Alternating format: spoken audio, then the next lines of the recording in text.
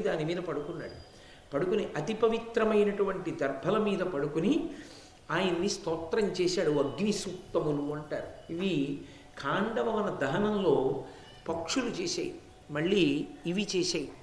అగ్ని సంబంధమైనటువంటి ప్రమాదములు పొటమరించే చోట ఇటువంటి పద్యాలు చదివినా, ఇటువంటి పద్యాలు చదువుతున్నా, అందుకే మహాభారత శ్రవణం చేయడం, మహాభారత ప్రవచనం చేయడం, కనీసంలో కనీసం ప్రవచనం చేయకపోయినా మహాభారతాన్ని కనీసం చదవడం అన్నది రావడానికి కారణం ఏమిటి అంటే, ఇటువంటి పద్యాలు ఉంటాయి కాబట్టి వీటిని చదివినంత మాత్రం చేత దేవతలు ప్రసన్నులవుతారు. ప్రసన్నులై అగ్ని ప్రమాదములు నివారింపబడి జనులు సంతోషంగా ఉంటారు. నీతదగ్ధంబులై నిఖిల వేదంబులు వర్తిల్లు లోక పవనములగుచు పావనంబులలోన పావనుండవ నీవ యజ్ఞంబులను నీవ హవ్యవాహ ధర్మనిత్యుండైన ధర్మజుగావించు క్రతువు భవత్ప్రీతికరము కాదే దానికి విఘ్నంబు తలచుట ధర్మవే వరద వైశ్వానర వాయుమిత్ర అనిన అగ్నిదేవుడతడికి సంప్రీతుడయి తదీయ సేనకగ్నిభయము బాచే దాని నిరిగి భక్తుడై నీలుండు కౌరవేంద్రుననుచు కానవచ్చే. ఆ దర్భల మీద పడుకున్నటువంటి ఆ సహదేవుడు అగ్నిహోత్రుణ్ణి అగ్ని సూక్తములతో ప్రార్థన చేశాడు. భట్టారక అయర్ భట్టారక అంటే పూజనీయుడు అని, లలితాపరా భట్టారిక అంటే పూజింపదగిన తల్లి, శృంగార భట్టారక కాళిదాస మహాకవి, క్రోధ భట్టారక దుర్వాసో మహర్షి, నన్నయ్య భట్టారకుడు పూజింపదగినవాడు. సంస్కృతంలో అంత అద్భుతమైనటువంటి విషయాల్ని తెలుగు భాషకే గౌరవాన్ని తీసుకొచ్చిన మహాపురుషులు వారు. కాబట్టి ఆయన నీతదగ్ధంబులై నిఖిల వేదంబులు వర్తిల్లు లోక పవనములగుచు, ఓ అగ్నిహోత్రుడా, వేదముల యొక్క స్వరూపము, వేదములు ఈ లోకానికంతటికీ అనుగ్రహించడము నీ ద్వారానే జరుగుతూ ఉంటుంది. ఆయనకి జాతవేదుడు అని పేరు. అటువంటి నీ ముఖంగా ఆ హవిస్సులన్నీ ఇస్తే దేవతలకు అందుతుంటాయి. స్వధాకారంతో మంత్రం చెప్పి ఇస్తే నీ ముఖంగా పితృదేవతలకు అందుతాయి. అసలు వేదము వలన ప్రయోజనమన్నది కలగడానికి కారణం నువ్వే. వేదమే నీ స్వరూపమై ఉన్నది. అంతటి మహానుభావుడవు నువ్వు. పావనంబులలోన పావనుండవు నీవ. ప్రపంచంలో పవిత్రమైన వస్తువులు అన్న వాటిని లెక్క పెట్టడం మొదలు పెడితే ఎప్పుడూ పవిత్రమైంది ఏదైనా ఉంటే అగ్నిహోత్రం ఒక్కటే. అంత పవిత్రం చెయ్యగలిగినటువంటి నీరు కూడా ఒక్కొక్కచో బురద నీరు అంటారు, ఉప్ప నీరు అంటారు. కానీ అగ్ని శవాన్ని కాలుస్తున్నా సరే, శవాన్ని కాలుస్తూ పైకి లేచినటువంటి అగ్నిహోత్రం అపవిత్రమేం కాదు. అప్పుడు కూడా అది పవిత్రమే. ఎందుకో తెలుసా? ఎందుకు పవిత్రమో తెలుసా? శవాన్ని కాల్చుతున్న అగ్ని అప్పుడు అది హవిస్సుని తీసుకెడుతోంది. బ్రతికుండగా స్వాహ అంటూ చెరువు అంటారు. ఆ పదార్థాన్ని వేస్తే దేవతలకు ఎలా పట్టుకెడుతుందో, కొడుకు తండ్రి శరీరం పడిపోయిన తర్వాత, తండ్రి మరణించిన తరువాత తండ్రి శరీరాన్ని పట్టుకెళ్ళి అగ్నిహోత్రుణ్ణి ప్రార్థన చేస్తాడు చితి మీద పెట్టే ముందు. మా నాన్నగారు బ్రతికున్నంత కాలము నిన్ను ఆరాధించారు, మా నాన్నగారు ఆఖరి ఊపిరి వరకు నిన్ను గౌరవించారు, నిన్ను ప్రార్థన చేశారు. మా నాన్నగారు శరీరం విడిచిపెట్టేశారు. ఈ మా నాన్నగారి శరీరాన్ని పంచభూతాల్లోకి తీసుకెళ్ళిపో. ఇందులో ఉన్న పృథివిని పృథివిలోకి, వాయువుని వాయువులోకి, అగ్నిని అగ్నిలోకి, నీటిని నీటిలోకి, ఆకాశాన్ని ఆకాశంలోకి కలిపే. అలా కలిపేటప్పుడు మా నాన్నగారి శరీరాన్ని కాల్చక, ఉడికించక, అప్పుడప్పుడు కాల్చక బాధ పెట్టకు సుమా. భగ్గున కాల్చి హవిస్సుని వెంటనే దేవతలకు పట్టుకెళ్ళిచ్చే. దాని వలన మా నాన్న కృతార్థుడవుతాడని అగ్నిని ప్రార్థన చేస్తాడు. అగ్నిలో వేయబడిన శవముగా వేయడు కొడుకు, దాన్ని హవిస్సుగా వేస్తాడు. బ్రతికున్నంతకాలం ఆయన హవిస్సు వేశాడు.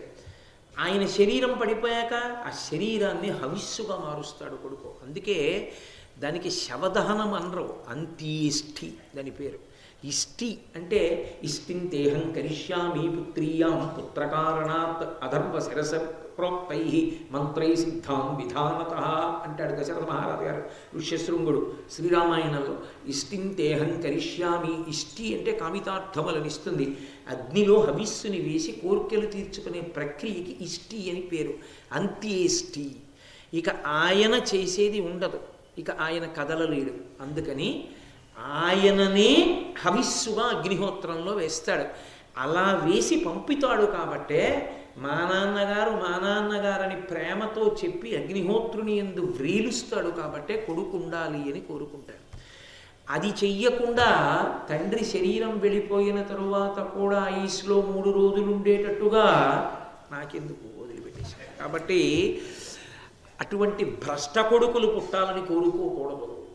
కొడుకు అంటే పక్క నుండి అంత్యేష్టి సంస్కారానికి శరీరం అయిపోయిన తర్వాత అగ్నిహోత్రుడికి అందించిన వాడు కొడుకు, లేనినాడు ఎందుకు ఆ కొడుకు. కాబట్టి పావనంబులలోన పావనుండవు నీవా, అసలు నీకు అపవిత్రంగా ఉన్నావు నువ్వు అని చెప్పడం కుదరదు. అగ్ని దేనిని కాలుస్తుండనివ్వండి, అది పవిత్రమే. దీనికి తగిలి ఉంది కాబట్టి ఇప్పుడు అగ్ని అపవిత్రం. అపవిత్ర అగ్ని పవిత్ర అగ్ని అని లేవు. అగ్ని పవిత్రం. అందుకే పవిత్రమైన వస్తువులు అన్న వాటిని లెక్క పెడితే మొట్టమొదట చెప్పగలిగినది అగ్ని, తర్వాతే ఇంకేమైనా. అంతటి మహానుభావుడు, అంతటి పవిత్రమైనటువంటి స్వరూపం ఉన్నవాడివి. యజ్ఞంబులను నీవ హవ్యవాహ, ఎవరు ఎక్కడ యజ్ఞం చేసినా నీవే హవ్యవాహనుడవు. హవ్యవాహనుడు అంటే వాహనుడు అంటే పట్టుకెళ్ళేవాడు. హవ్యము అంటే దేవతలు తినేది.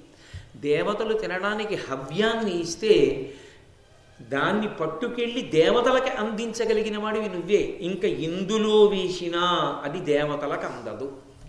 మీరు బాగా జ్ఞాపకం పెట్టుకోవాలి సుమా ఆ మాట. అందుకే అది సూక్తమైంది. మీరు ఇచ్చినది ఏది దేవతలు తినరు. నివేదన చేశారనుకోండి, నివేదన చేస్తే ఈశ్వరుడు కన్ను విప్పి చూస్తాడు ఒకసారి దాన్ని. అసలు ఈశ్వరమూర్తి యొక్క వైభవం దేని మీద ఆధారపడుతుంది అంటే ప్రధానమైన కారణాల్లో ఒకటి నివేదన రాశి, నివేదనా పదార్థ శౌచం. ఒక దేవాలయంలో ఉండేటటువంటి మూర్తి వైభవం దేని చేత నిలబడుతుందంటే పరమ శౌచంతో మీరు ఆ మూర్తి వైభవానికి తగినంత పదార్థాన్ని ప్రతిరోజు నివేదన చెయ్యాలి. అలా నివేదన చేయకపోతే ఆ దేవాలయం యొక్క ప్రాభవం నిలబడదు. సరే, అది ఇంట్లో పూజ దగ్గర నుంచి కూడా ఉంటుంది. ఇప్పుడు నేను దాన్ని అంత లోతుగా స్పృశించాలని అనుకోవట్లేదు. కాబట్టి ఆయన దేవతలకందరికీ కూడా పట్టుకెళ్ళి దేవతలు చెయ్యి చాపి పుచ్చుకుని నోట్లో వేసుకోవాలంటే ఒక్కటే ఒక్క ఆధారంతో వెడుతుంది, అగ్నిముఖంగానే వెడుతుంది. యజ్ఞం చేస్తూ హోమం చేయాలి. యజ్ఞమునందు హోమము అంటే అగ్నిహోత్రంలోకి పదార్థాన్ని వేస్తే హోమ ప్రక్రియ అంటారు. ఆ హోమం చేస్తే దాన్ని దేవతలు తింటారు. మిగిలిన సమయాల్లో కన్ను విప్పి చూస్తారంటే, మనం నివేదన చేస్తే, మనం భక్తితో నివేదన చేస్తే వాళ్ళు కళ్ళు విప్పి చూసి ప్రసన్నులవుతారు. వారి చేత చూడబడింది కాబట్టి ప్రసాదం. అందుకే వారు ముందు చూడాలి తప్ప ఇంకొకరు చూడకూడదని చెప్పి బట్ట కప్పి తీసుకెడతారు ప్రసాదం నైవేద్యం చేసేటప్పుడు. తెర వేయడానికి కారణం అది. ఎందుకంటే తెర తీసేసి అక్కడ ఉంచి నైవేద్యం చేస్తే ముందే చూసి ఎంత బాగుందో రాశని ఎవడైనా మనసులో అనుకుంటే వాడి చూపుల చేత ఎంగిలవుతోంది కాబట్టి తెర వేసేసి ఈశ్వరుడి ముందు పెట్టి బట్ట తీసి ఈశ్వరుడికి నివేదన చేస్తారు. అది మర్యాద, శాస్త్ర మర్యాద. కాబట్టి అలా దేవతలకి ఏదైనా పదార్థం తినడానికి అందాలి అంటే నీవు వినా మార్గం లేదు, నీ ఒక్కడవే మార్గం. బలిహరణము అని పెడతారు, దేవాలయంలో పెట్టాలి ప్రతిరోజు. ఏంటి మంగళవాయిద్యంతో పెడతారు. మంగళవాయిద్యం లేకపోతే అథవా ప్రతి గుళ్ళో జేగంట అని ఉంటుంది, ఆ జేగంట ఉండాలి. ఆ జేగంట ముందు ఒకరు వాయిస్తూ ఉండగా పదార్థాన్ని తట్టలో పెట్టుకుని దేవాలయానికి ప్రదక్షిణంగా పెడతారు. ఉదయం వెళ్ళి బలిహరణ మంటపాలు ఉంటాయి, చిన్న చిన్న చిన్న చిన్న దిమ్మల్లాగా, వాటి మీద పెట్టాలి అన్నం. పెడితే దేవాలయంలో బలిభుక్కులు అంటారు, పక్షులు మొదలైనటువంటివి కూడా వచ్చి ఆ పదార్థాన్ని తినాలి. దేవాలయ వ్యవస్థ యందు దేవాలయం మీదనే అందరూ ఆధారపడతారు. ప్రతి వాళ్ళు దేవాలయాన్ని సేవించుకోవడానికి అర్హత కల్పించింది వేదం. ఒక చాకలి ఉన్నాడు, ఈశ్వరుడి బట్టలు ఉతుకుతాడు. ఇంకొకడు ఉన్నాడు, స్వామికి డప్పు కొడతాడు. ఇంకొకడు ఉన్నాడు, స్వామికి కుండలు చేసి పట్టుకొచ్చి ఇస్తాడు అభిషేకం జరిగేటప్పుడు. వేరొకడు ఉన్నాడు, స్వామికి పాత్ర సామాను చేసి ఇస్తాడు. వేరొకరు ఉన్నారు, దేవాలయాన్నంతటినీ తుడుస్తారు. ఒక నాట్యం వచ్చిన వారు ఉన్నారు, రాజోపచారంలో నాట్యం చెయ్యాలి. ఒక సంగీతం వచ్చిన వాళ్ళు ఉన్నారు, రాజోపచారంలో సంగీతం పాడాలి. వ్యాకరణం వచ్చిన వాళ్ళు ఉన్నారు, శివాలయంలో వ్యాకరణ మంటపంలో కూర్చుని శిష్యులకి మడికట్టుకుని వ్యాకరణం చెప్పేవారు పూర్వం. ఒక్క శివాలయంలోనే వ్యాకరణ మంటపం ఉంటుంది, వ్యాకరణం చెప్పాలి. దేవాలయమే అన్నిటికీ ఆధారం. దేవాలయంలోనే ప్రవచన మంటపం ఉంటుంది, అందులోనే సమస్త పురాణేతిహాసములు ప్రవచనం జరుగుతాయి. ఆ ప్రవచనాన్ని విని, ప్రవచనం అంటే ప్రకృష్ట వచనం, మనసు బాగా ఊంచుకునేటట్టుగా సమర్థించి చెప్తారు. చెప్తే మనసు ధర్మమునందు ఊంచుకుంటుంది. సాయంకాలం ప్రవచనం విని పడుకుంటాడు, మరునాడు కార్యాలయానికి పనికి వెళ్ళినప్పుడు ఈ ధర్మాన్ని మనసులో పెట్టుకుని ఏ తప్పు పని చేయకుండా ధర్మానికి కట్టుబడి పనిచేస్తారు. అందుకే దేశానికి కావలసినటువంటి ధర్మం అంతా ఎక్కడ నుంచి ప్రవహించిందంటే దేవాలయాలలో ఉండేటటువంటి ప్రవచన మంటపాలలోంచి ప్రవహించింది. అసలు ప్రవచన మంటపం అనేటటువంటిది ఉండడానికి కావలసినంత ఖాళీ కూడా లేకుండా అంగుళానికో గుడి చప్పున దేవాలయాల్లో కట్టేయడం వచ్చేసిన తరువాత ప్రవచన మంటపాలన్నవి కొరత పడిపోయాయి. గట్టిగా ఎక్కడైనా ఏదైనా ఉపన్యాసం జరిగితే 400 మంది కూర్చోవడానికి చోటు ఉండదు. కనపడిన ప్రతి చోట ఎవడో ఏదో పుణ్యం సంపాదించుకోవాలి, ఓ గుడి కట్టేస్తూ ఉండడం. ఆ గుడి అక్కడ ఉండొచ్చా ఉండకూడదా సంబంధం లేదు, కట్టేది.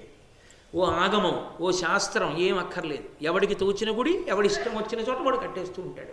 కాబట్టి ఒక దేవాలయానికి ప్రవచన మంటపం ఉండదు, ఒక దేవాలయంలో ఓ ఉత్సవం చేయడానికి అవకాశం ఉండదు, ఓ దేవాలయంలో ప్రదక్షిణం చేయడానికి అవకాశాలు ఉండవు.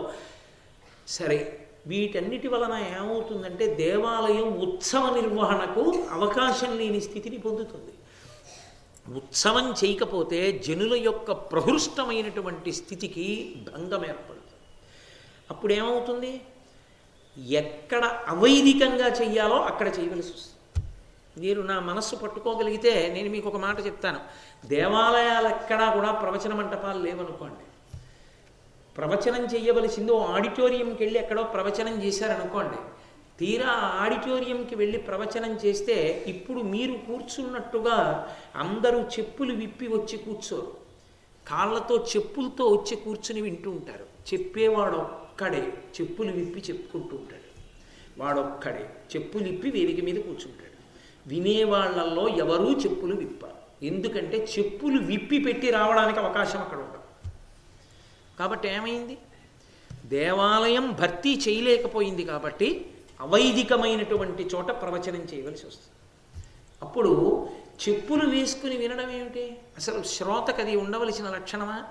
ఓ భగవత్ సంబంధం వినేటప్పుడు ఒక దేవాలయంలో చెప్పులు విప్పి పవిత్రంగా కూర్చుని వినడానికి, ఒక ఆడిటోరియంలో చెప్పులు వేసుకుని కుర్చీలో కూర్చుని వినడానికి తేడా ఉందా లేదా? ఎంత తేడా వస్తుంది వినేటప్పుడు? ఎక్కడుంది పవిత్రమైనటువంటి లక్షణం, ఎక్కడుంటుంది? కాబట్టి ఎక్కడ ఏ వ్యవస్థ ఎలా ఉండాలో అలా ఉండాలి. ఒక దేవాలయ నిర్వహణ జరుగుతోంది అంటే దేవాలయ నిర్వహణగానే ఉండాలంతే.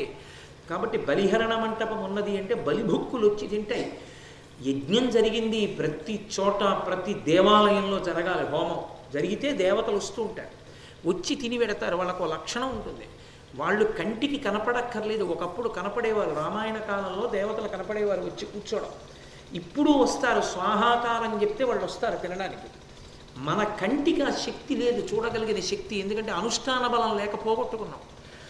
అలా పోగొట్టుకున్నాం కాబట్టి మనకి తెలియదు. ఒకానొకప్పుడు కంచి పరమాచార్య స్వామి వారు ఒక పాడుపడిపోయినటువంటి దేవాలయంలో ఉంటుండేవారు. ఆయన పాదయాత్రగా వెళ్ళిపోతూ పాడుపడిపోయిన గుళ్ళల్లో ఉంటుండేవారు. ఆయన ఒక పాడుపడిపోయిన దేవాలయంలో ఉన్నారు. నాకు అత్యంత ఆత్మీయులు, చాలా మహానుభావుడు. శ్రీశైలంలో కంచికామకోటిపీఠ నిర్వాహకులు సముద్రాల కృష్ణమూర్తి గారని, వారు ఆయన్ని దర్శనం చేయడానికి వెళ్ళేటప్పటికీ అంతకు ముందే ఒక ఆశ్చర్యకరమైన సంఘటన జరిగింది. నిశ్శబ్దంగా కూర్చున్నటువంటి స్వామివారు అకస్మాత్తుగా లేచి నిలబడి దండ విన్యాసం అంటారు. దండి సన్యాసి అంటే సత్యదండాన్ని చేతితో పట్టుకున్న వాళ్ళు ఆ దండ సహితంగా నమస్కారం చేస్తారు పెద్దలు కనపడితే. పరమాచార్య ఎవరికీ చేసేవారు కాదు. ఎందుకు చేసేవారు కాదంటే అహంకారం కాదు. అందరూ దండం చేతిలో ఉన్న సన్యాసికి చెయ్యాలి. దండం చేతిలో ఉన్న సన్యాసి ఎవరికి చెయ్యాలి అంటే ఎక్కువ చాతుర్మాస్యాలు చేసిన వాడికి ఈయన చెయ్యాలి. పరమాచార్య 13వ ఏట సన్యసించారు, 100 సంవత్సరములు జీవించారు అంటే వారు 87 చాతుర్మాస్యములు చేశారు. వారితో సమానంగా చాతుర్మాస్యములు చేసిన సన్యాసి లేరు ఆ రోజుల్లో. అందుకని ఆయన నమస్కరించవలసిన వాడు లేడు. అకస్మాత్తుగా ఆయన లేచి నిలబడి దండ విన్యాసం చేసి నేల మీద పెట్టి నమస్కారం చేశారు. ఎవరికి తెలియలేదు ఎవరికి చేశారు, ఎవరు లేరుగా, ఎందుకు చేస్తున్నారు ఇక్కడ అనుకున్నారు. తర్వాత అడిగారు ఎవరికి చేశారు. సాధారణంగా ఆయన చెప్పేవారు కాదు. స్వామి హనుమ వచ్చారు అన్నారు. ఆయనకి కనపడ్డారు, ఆయన దర్శనం చేసేవారు, ఆయనకి తెలిసేది. ఆయన యొక్క అనుష్ఠాన శక్తి, ఆయన ధర్మం అటువంటిది. వారిని మహారాష్ట్రలో పల్లకీలో తీసుకెళ్తున్నారు. ఆ పల్లకీ మోసేటప్పుడు కూడా తల్లి కామాక్షి తల్లి కామాక్షి అంటూ మొయ్యాలి. ఆ పల్లకీ వెళ్ళిపోతుంటే 2 పక్కల తలుపులు వేసేశారు. ఆయన అకస్మాత్తుగా తలుపు తీసి బోయిని పిలిచి పల్లకీ ఆప్చేయమన్నారు. ఆపారు. వారి కిందకి దిగిపోయి పల్లకీ పట్టుకు రండి, బహుశः ఈ వీధి మనం దాటిపోయే వరకు నేను పల్లకీ ఎక్కను. ఈ వీధిలో ఎక్కడో ఎవరో ఒక మహాత్ముడి జననం జరిగింది అని నడుస్తున్నారు. ఏమిటి అకస్మాత్తుగా ఇలా దిగిపోయారని ఆయన చుట్టూ ఉన్న అంతేవాసుల్లో కొంతమంది ఒక్కొక్క ఇంట్లో అడుగుతూ వెళుతున్నారు, ఇక్కడ ఎవరు పుట్టారు, ఇక్కడ ఎవరు పుట్టారు. ఒక ఇంట ఛత్రపతి శివాజీ పుట్టిన ఇల్లు. ఆ ప్రాంతం మీదుగా పరమాచార్య ఎప్పుడు వెళ్ళలా. ఎలా తెలిసింది ఆయనకి? అది వారి అనుష్ఠాన బలం. ఎక్కడ అనుష్ఠాన బలం ఉందో అక్కడ ఆ దివ్య చక్షు ఉంటుంది. ఆ అనుష్ఠాన బలం లేని చోట ఆ దివ్య చక్షు ఎలా ఉంటుంది? ఎలా కనపడతారు? దేవతలు కనపడమంటే కనపడరు. కానీ దేవతలు వస్తారు. దేవతలకు ఒక లక్షణం ఉంటుంది, వాళ్ళు వస్తే కోరిక తీరుస్తారు. వాళ్ళు ఏదో ఒక కోరిక తీర్చకుండా వెళ్ళరు. హోమం జరుగుతుంటే అందుకే యాగశాలకు ప్రదక్షిణం చేస్తారు, దేవతలకు ప్రదక్షిణం అవుతుంది. ఆ హోమ ప్రక్రియ అంత గొప్పది. ఆ హోమం ఎక్కడ జరిగిందో అక్కడ దేవతలు వస్తారు అన్నం తినడానికి. అది పట్టుకెళ్ళడానికి అధికారం ఇంకెవ్వరికీ లేదు. బలిహరణ మంటపం మీద పెడితే బలిభక్తులు తింటాయి, నైవేద్యం పెడితే ఈశ్వరుడు కంటితో చూస్తాడు, హోమం చేస్తే దేవతలు వచ్చి పుచ్చుకుంటాడు. ఒక్క హోమ ప్రక్రియలోనే దేవతలు తింటారు. అలా తినేటప్పుడు అగ్ని ఒక్కడే పట్టుకెడతాడు తప్ప పంచభూతములలో ఇంకా ఏదీ కూడా దేవతలకు పట్టుకెళ్ళడానికి సాధనము కాదు. నీటిలో వేస్తే దేవతలు తినరు, పృథివీ మీద వేస్తే తినరు, వాయువులో వేస్తే తినరు, ఆకాశమునందు తినరు, అగ్నిముఖంగా తింటారు. కాబట్టి యజ్ఞంబులను నీవ హవ్యవాహ, యజ్ఞముల యందు నువ్వే హవ్యవాహనుడివి. ధర్మనిచ్చుండైన ధర్మజు కావించు క్రతువు భవత్ ప్రీతికరము కాదే. నేను ఎందుకు వచ్చాను? నాకు ఈ నీలుడితో యుద్ధం చేసి ఓడించడం నా కోరిక కాదు. ధర్మరాజు గారు రాజసూయం చేస్తున్నాడు, మీరు ధనరాశులు చెల్లించండి అన్నాను. కానీ ఆయన తిరస్కరించి యుద్ధానికి వచ్చాడు.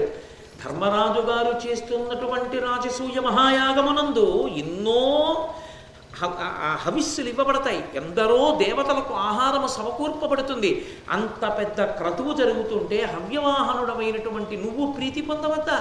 నువ్వు సహకరించవద్దా? నువ్వే ఈ సైన్యాన్ని కాల్చేస్తే వేదాన్ని నిలబెట్టేదెవరు? అగ్నికార్యాన్ని నిలబెట్టేదెవరు? యజ్ఞయాగాదులను రక్షించేదెవరు? రక్షించవలసిన నువ్వు సైన్యాన్ని భక్షించేస్తావా? కాబట్టి ధర్మనిత్యుండైన ధర్మజుగావించు క్రతువు భవత్ ప్రీతికరము కాదే. దానికి విఘ్నంబు తలచుట ధర్మువే. వరద, వైశ్వానర, వాయుమిత్ర, ఓ వరదుడా వరములిచ్చేవాడా, వైశ్వానరుడా, వాయుమిత్ర, వాయువునకు మిత్రుడైనటువంటి వాడా, అంటే మా అన్నయ్య అయినటువంటి భీమసేనుడి తండ్రి గారికి స్నేహితుడు కనుక నాకు కూడా మా తండ్రి గారి యొక్క స్నేహితుడితో సమానమైన వాడా, కాబట్టి నువ్వు ఇటువంటి పని చెయ్యొచ్చా అనినా అగ్నిదేవుడు తనకి సంప్రీతుడయి వెంటనే అగ్ని సంతోషించాడు. అందుకే సూక్త పఠనము చేత సంతోషిస్తారు దేవతలు, వారి సమగ్ర స్వరూపావిష్కారము జరుగుతుంది కాబట్టి. అందుకే మనం ఏ దేవతని ఆరాధిస్తున్నామో ఆ దేవతాపరమైనటువంటి సూక్తంతోనే చేస్తాం. పురుష సూక్తం, స్త్రీ సూక్తం, నీళా సూక్తం, మన్యు సూక్తం, రుద్ర సూక్తం, భూసూక్తం, ఆ సూక్తమును ఉపయోగిస్తారు. ఆ సూక్తం బాగుగా చెప్పబడినది, అంతకన్నా ఇంకెవరూ చెప్పలేరు, ఋషి చెప్పాడు. కాబట్టి ఆ సూక్తమును పఠిస్తే దేవతలు ఎంతో ప్రసన్నులవుతారు. కాబట్టి అటువంటి వాడివి నా సైన్యానికి అగ్ని భయాన్ని తగ్గించమని అడిగారు. వెంటనే అగ్నిహోత్రుడు చల్లపడి సంప్రీతుడై వెనక్కి వెళ్ళిపోయాడు. నీలుడు చూశాడు, అబ్బో అగ్నిహోత్రుడే ప్రసన్నుడైన నాడు ఈయనతో యుద్ధం చేయడం నాకు సాధ్యం అవుతుందా? సాధ్యం అవదని గబగబా వచ్చి సహదేవుణ్ణి అత్యంత ప్రీతితో ఆహ్వానించి ఆదరించి అనేకమైనటువంటి మణిమాన్యాలనిచ్చి పంపించాడు. సహదేవుడు అలా బయలుదేరి తర్వాత దక్షిణ దిక్కున ఉన్నటువంటి సౌరాష్ట్ర, రుక్మి, భీష్మక, శోత్పారక, దండక, నిషాద, పురుషాద, ఏకపాద, కాలముఖ, కర్ణ ప్రావరణలు, రామశైల, కోలశైల, తామ్రదీప, పాండ్య, కేరళ, కళింగ, ద్రవిడ, యవన, కరహాటక రాజుల్ని ఓడించి చిట్ట చివర సముద్ర తీరం దగ్గరికి వెళ్ళాడు. వెళ్ళి ఆ సముద్రంలో ఉంది కాంచనలంక. కాంచనలంకాధిపతి అయినటువంటి విభీషణుణ్ణి ఉద్దేశించి ప్రకటించాడు.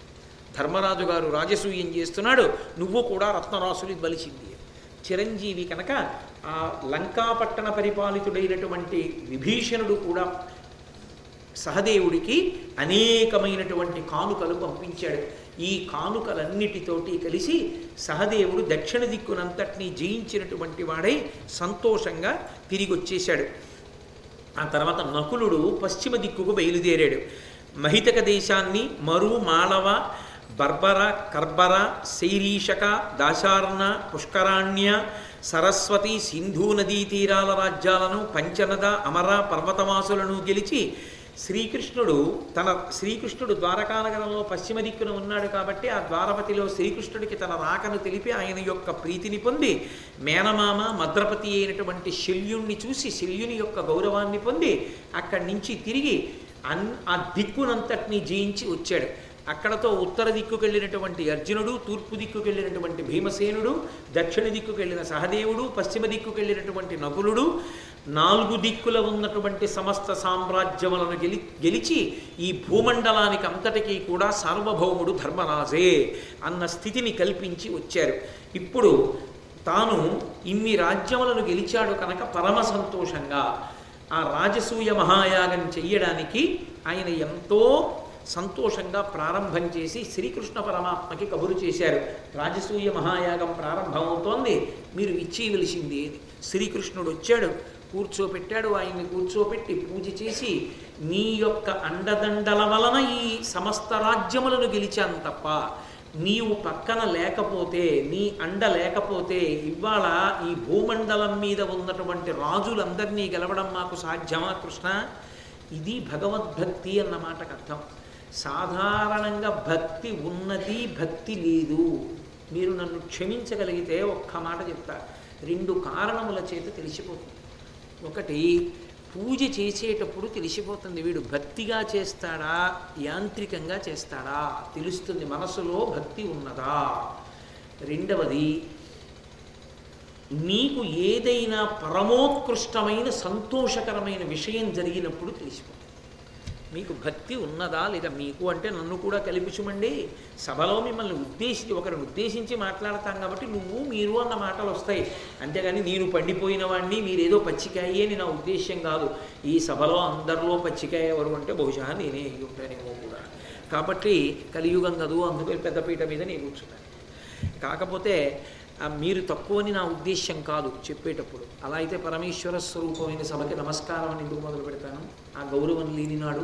కాబట్టి అది చూడండి, లోకంలో ఏదైనా ఒక అత్యంత ప్రధానమైన కార్యం మీద వెడుతున్నప్పుడు భగవంతుడికి నమస్కారం చేస్తాడు. ఈశ్వర తప్పకుండా నాకు మేలు జరిగేటట్టు చూడు అంటాడు. ఈశ్వర అనుకోని కాలంలో నిప్పులు వచ్చాయి, 9 నెలలు నిండాక రావలసిన నొప్పులు నా కూతురికి 7వ నెల పూర్తవగానే వచ్చాయి. లోపల శిశువులు ఎలా ఉంటారో ఏమో, ఎన్నో ఆశలు పెట్టుకుంది పిచ్చి తల్లి. పరమేశ్వర ఎలా అయినా రక్షించి ఆ పిల్లల్ని కాపాడు సుమా అని నమస్కారం చేస్తాడు. వెళ్ళి కూర్చున్నాడు. కూతురు ఎక్కడో ఉంది, ఆ ప్రసవం నొప్పులు పడుతూ గదిలో. పరిగెత్తుకొచ్చి ఎవరో చెప్పారు, అయ్యా మనవడు మనవరాలు పుట్టారు, తాతగారు అయ్యారు, చాలా సంతోషం అన్నారు. మనవడు మనవరాలు అయ్యారు, తాతగారు అయ్యారు అని చెప్పగానే కూడా లోపల పరమేశ్వరుడు జ్ఞాపకం వచ్చి నమస్కరించగలవా? ఈశ్వర నన్ను కరుణించారు, ఏ వార్త వినాలో అని బెంగపెట్టుకున్నాను. అయ్యో వీడు ఏడుస్తాడని, నేను ఏ అర్హత లేనివాడినైనా వీడు ఏడిస్తే మళ్ళీ నేనే కళ్ళు తుడవాలని నన్ను అనుగ్రహించి క్షేమంగా మనవల్ని ఇచ్చారా, పరాత్పరా మీకు ఒక నమస్కారం అని నువ్వు అనగలవా?